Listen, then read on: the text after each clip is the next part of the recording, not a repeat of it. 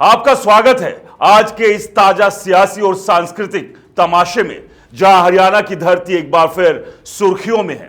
लेकिन इस बार ना तो कोई चुनाव है, ना कोई सियासी दांवपेच।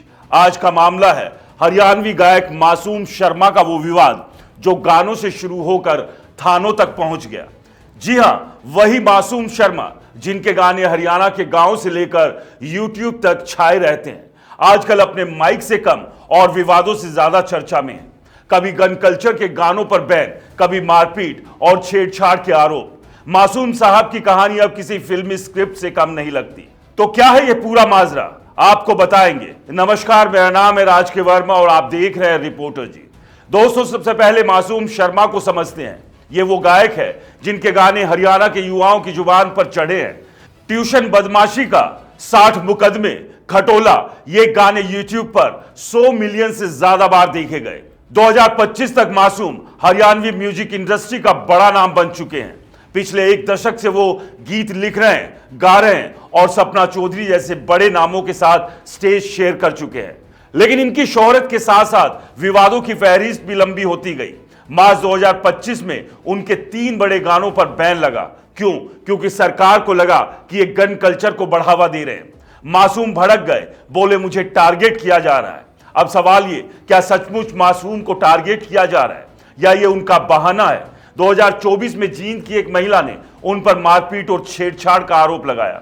पुलिस ने एफआईआर दर्ज की, मामला कोर्ट तक पहुंचा। उससे पहले 2023 में उनके घर के बाहर फायरिंग हुई थी। मासूम की भाभी ने शिकायत की थी कि कुछ लोग उनके घर आए, हवाई फायरिंग की और अब 2025 में यूट्यूब पर गानों का बैन।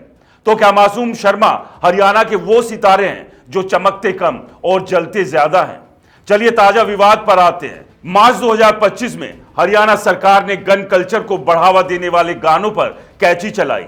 मासूम शर्मा के ट्यूशन बदमाशी का 120 मिलियन व्यूज, 60 मुकदमे 105 मिलियन व्यूज और खटोला 90 मिलियन व्यूज को यूट्यूब से हटवा दिया गया। सरकार का तर्क है ये गाने युवाओं में हिंसा और बदमाशी को बढ़ावा दे रहे हैं। केंद्रीय मंत्री मनोहर लाल खट्टर ने पिछले साल कहा था ऐसे गानों पर रोक लगेगी और रोक लगी भी। लेकिन मासूम का कहना है ये भेदभाव है। यूट्यूब पर पंजाबी गानों में भी गन दिखती है, उन पर बैन क्यों नहीं? आंकड़े देखें तो मासूम का सवाल बेबुनियाद नहीं है। 2024 में यूट्यूब इंडिया पर टॉप 50 गानों में 12 पंजाबी थे, जिनमें 8 बंदूकें और गन कल्चर की झलकी थी। लेकिन बैन सिर्फ हरियाणवी गानों पर। मासूम कहते हैं हरियाणवी इंडस्ट्री से सैकड़ों लोगों का रोजगार मिलता है। मेरे गाने बैन हुए तो युवा पंजाबी सुनेंगे। अरे भाई, तो क्या आप हरियाणा के युवा शूटर बनने की बजाय गैंगस्टर बनने की ट्रेनिंग लेंगे? सरकार चुप है, जवाब नहीं दे रही। अब 2024 का वो पुराना विवाद। जींद के जुलाना थाने में एक महिला ने मासूम शर्मा, उनके भाई विकास और परिवार के दूसरे लोगों पर मारपीट और छेड़छाड़ और जान से मारने की धमकी का आरोप लगाया।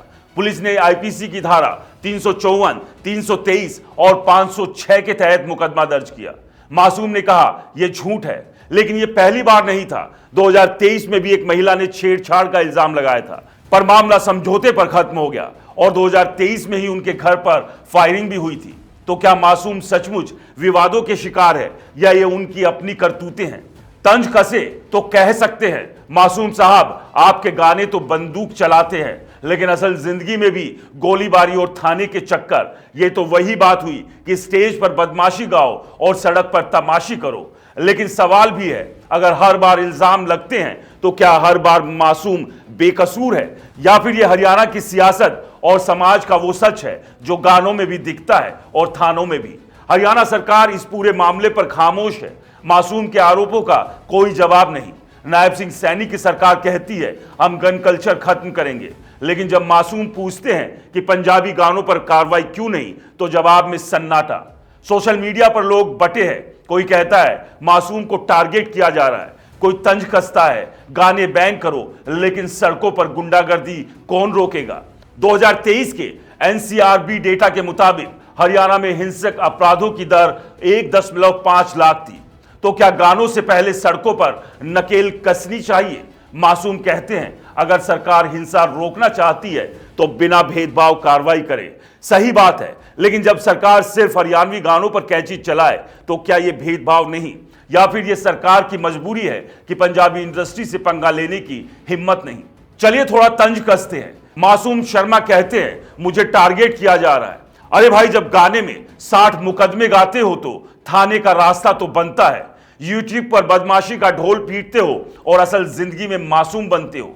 यह तो वही बात हुई कि शेर बनकर गाओ और बिल्ली बनकर छुपो। लेकिन सरकार भी कम नहीं, गन कल्चर रोकने का दावा करती है, पर सड़कों पर असली बंदूकें कौन रोकेगा। मासूम के गाने बैन कर दिए गए, लेकिन असल गुंडों का क्या। तो दोस्तों, मासूम शर्मा का यह विवाद क्या कहता है। हर तरफ उनके गाने जो लाखों को पसंद है, लेकिन सरकार को खटकते हैं। दूसरी तरफ उनके ऊपर लगे इल्जाम। क्या सचमुच मासूम टारगेट हो रहे हैं, या ये उनकी अपनी करतूतों का नतीजा है। और सरकार वो गन कल्चर रोकने की बात करती है, लेकिन सिर्फ हरियाणवी गानों पर कैची क्यों।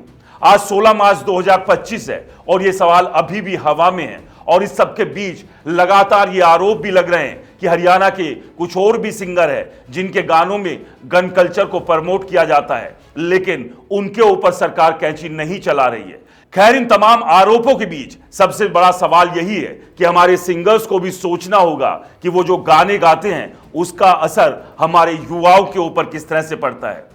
क्योंकि गाने हम अच्छे भी बना सकते हैं, जरूरत नहीं है कि गानों में गालियां हो, गानों में गन हो, गानों में वो सब हो जो कि हमारे समाज की दिशा को बिगाड़ सकती है।